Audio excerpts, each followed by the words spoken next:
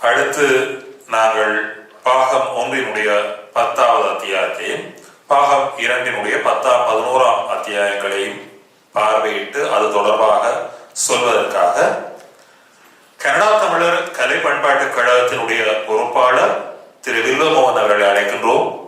3 நிமிடங்களுக்குள்ளாக நீங்கள் அவற்றை சொல்லிவிட வேண்டும் என்று உங்களை அன்புரிமையோடு கேட்டுக்கொள்கிறோம். அனைவருக்கும் இனிய வணக்கம். மிக விரைவாக முடித்துவிட வேண்டும் என்பதற்காக எனக்கு தரப்பட்ட இந்த பகுதிகள் இங்கே தமிழ் மக்கள் மீதான திட்டமிட்ட இன அழிப்பு, கேப்டன் அலி என்கின்ற வணங்காமான் கப்பலின் கதை, தமிழ் இன படுகொலையின் இந்தியாவின் பங்கு என்ற மிக பெரும் பாரிய பொறுப்பை எனக்கு தரப்பட்டுள்ளது. அதாவது 3 நிமிடங்களுக்கு இதை கூறப்படும் என்று கூறியிருக்கின்றார்கள். ஒரு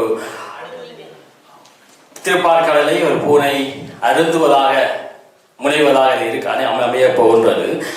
எங்களுடைய இனப்படுகொலை என்பது எப்படி தொடங்கப்பட்டது, எப்படி திட்டமிட்டு நடைபெற்றது என்பதை மிக தெளிவாக முன்னுக்கு வந்தவர்கள் அனைவரும் கூறியிருந்தார்கள். ஸோ அது எங்களுடைய காணி பறிப்பு, திட்டமிட்ட முறையில் எங்களுடைய கலை கலாச்சார அழிப்பு என்பன மிக தெளிவாக இந்த புத்தகத்திலே கூறப்பட்டிருக்கின்றது.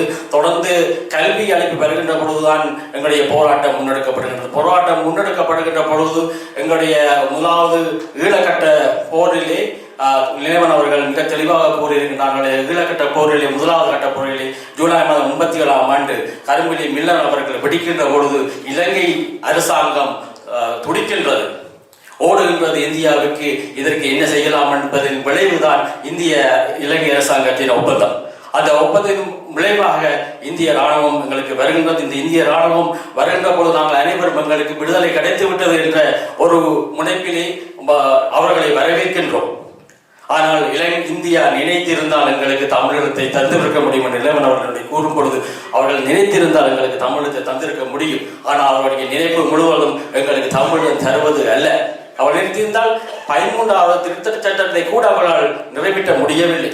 திருவிழா 5 அம்ச கோரிக்கைகளை அப்படியே பார்க்கலாம். அதாவது எங்களுக்கு தமிழகம் கிடைக்க வேண்டும் என்று திருவிழா உண்ணாவிடம் இருக்கவில்லை. அதாவது பாரதம் எப்படி சுதந்திரத்தை அடைகின்றதோ அந்த வடிவிலேயே திருவண்ணா உண்ணாவிரதம் இருக்கின்றார். இப்படித்தான் உண்ணாவிரதம் இருக்க வேண்டும் என்று சொல்லப்படுகிறார். ஆனால் அந்த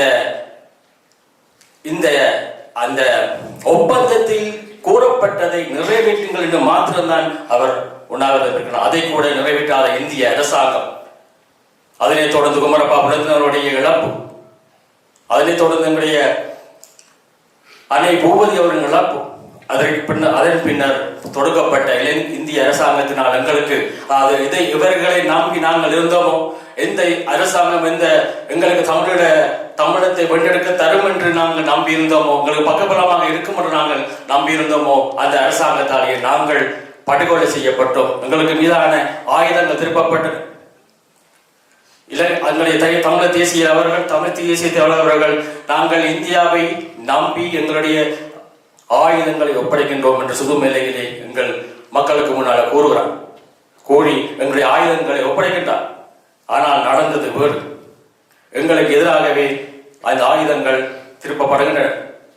படுகொலைகள், இலங்கை இந்திய அரசாங்கத்தினால் எங்களுக்கு மீது திணிக்கப்பட்ட படுகொலைகள், ஒவ்வொரு படுகொலையும் இந்த எத்தனை எப்பொழுது நடந்து எத்தனை மக்கள் மரணிக்கப்படுகின்றனர் என்பதைய முழு விவரங்களும் இந்த புத்தகத்திலே அமைந்திருக்கின்றது. இந்திய அரசாங்கமானது அப்பொழுது எங்களுக்கு மாவடிக்கா எங்கள் இந்த இராணுவம் எங்கள் ஆயுதத்தை அன்னையிடம் கொண்டே கொடுங்கோ, என்னை விட்டு விட்டு செல்லுங்கோ, ஆயுதத்தை கொண்டே கொடுங்கோ என்று அந்த போராட்டத்தை வளர்த்து, அந்த போராட்டம் 2009ஆம் ஆண்டு அனைத்து உலக நாடுகளுக்கு முன்னும் அளிக்கப்படுகிறது. அங்கே இருக்கிற மக்கள் உலக நாடுகளை பற்றி கூக்குரல் இடுகின்றார்கள். எவர் காதலும் விடவில்லை. நாங்கள் வெளிநாடுகளில் இருந்து ஒவ்வொருவரும் கூக்குரல் இடுகின்றோம், எவர் காதலும் விடவில்லை. எங்கள் அடுத்த சந்ததியினர் அவர்களுடைய மொழியில் நின்று அந்தந்த நாடுகளின் மொழியிலேயே முழங்காலில் நின்று அழுகின்றார்கள். எவர் காதலும் விடவில்லை.